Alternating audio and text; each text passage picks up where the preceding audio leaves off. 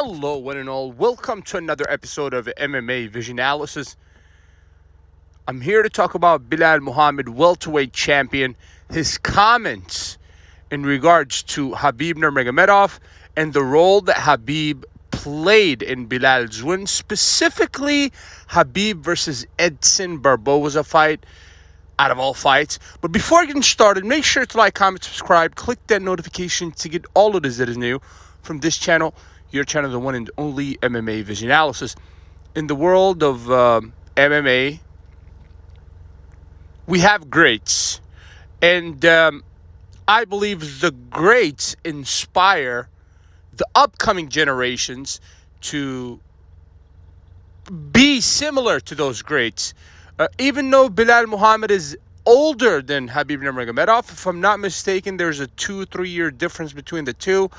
But still, it does not stop Belal from looking up to a great like Khabib Nurmagomedov, because being a great, I don't think, is about age. It's about what this person has accomplished in this specific field.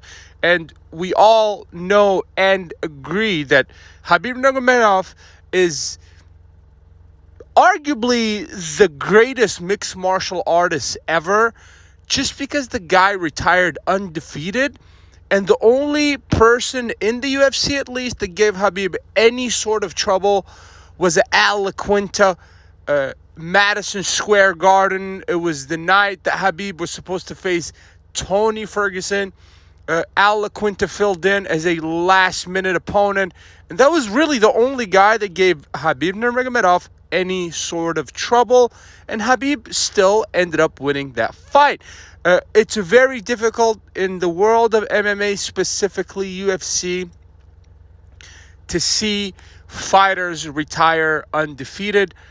John Jones is undefeated. John Jones has a disqualification loss. Still, he's undefeated, but Khabib has an unblemished record, if I'm not mistaken, 29-0.